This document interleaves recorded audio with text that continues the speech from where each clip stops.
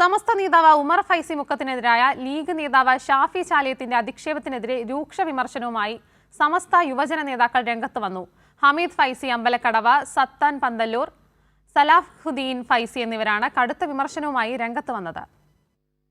ഒരിടവേളയ്ക്ക് ശേഷം സമസ്ത ലീഗ് തർക്കം രൂക്ഷമാവുകയാണ്. പൈതൃകത്തെക്കുറിച്ച് സമസ്ത മുശാവറ അംഗം ഉമർ ഫൈസി മുക്കം നടത്തിയ പരാമർശമാണ് ലീഗ് നേതാക്കളെ ചൊടിപ്പിച്ചത്.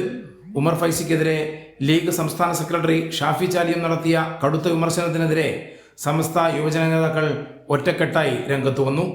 വഹാബിസത്തിന്റെ അച്ചാരമായി സമസ്തയെ പഠിപ്പിക്കാൻ ആരും വരേണ്ടെന്ന് സലാഹുദ്ദീൻ ഫൈസി തുറന്നടിച്ചു.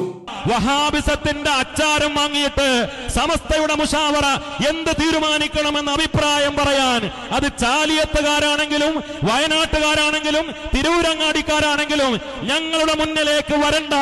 സമസ്ത നേതാക്കളെ പഠിപ്പിക്കാൻ ഷാഫി ചാലിയം ആയിട്ടില്ലെന്ന് SYS നേതാവ് ഹമീദ് ഫൈസി അമ്പലക്കടവ് പറഞ്ഞു.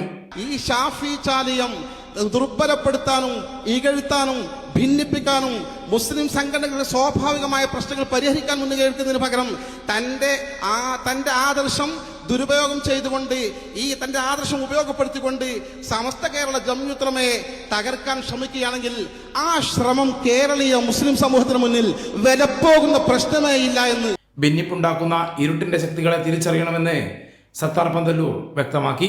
ഭിന്നിപ്പുണ്ടാക്കാൻ ശ്രമിച്ചുകൊണ്ടിരിക്കുന്ന ഇരുട്ടിന്റെ ശക്തികളെ തിരിച്ചറിയണമെന്നാണ് സാന്ദർഭികമായിട്ട് സൂചിപ്പിക്കാനുള്ളത്. സമസ്ത കേരള ജംഇയ്യത്തുലമ എങ്ങനെ മുന്നോട്ട് പോകണമെന്ന് അതിന്റെ നേതൃത്വത്തിനറിയാം. അതിൽ നിന്ന് ആരെടുത്ത് പുറത്തിടണം, ആരെടുത്ത് അകത്തിടണമെന്നും ആരും പുറമെയുള്ള ആളുകൾ അതിനെക്കുറിച്ച് അഭിപ്രായം പറയേണ്ടതില്ല. സമസ്ത 100ാം വാർഷികാഘോഷം നടക്കാനിരിക്കെയാണ് സമസ്തയിലെ ലീഗ് അനുകൂല വിരുദ്ധ വിഭാഗങ്ങൾ തമ്മിലുള്ള ഏറ്റുമുട്ടൽ രൂക്ഷമാകുന്നത്. കൈരളി ന്യൂസ്, കോഴിക്കോട്.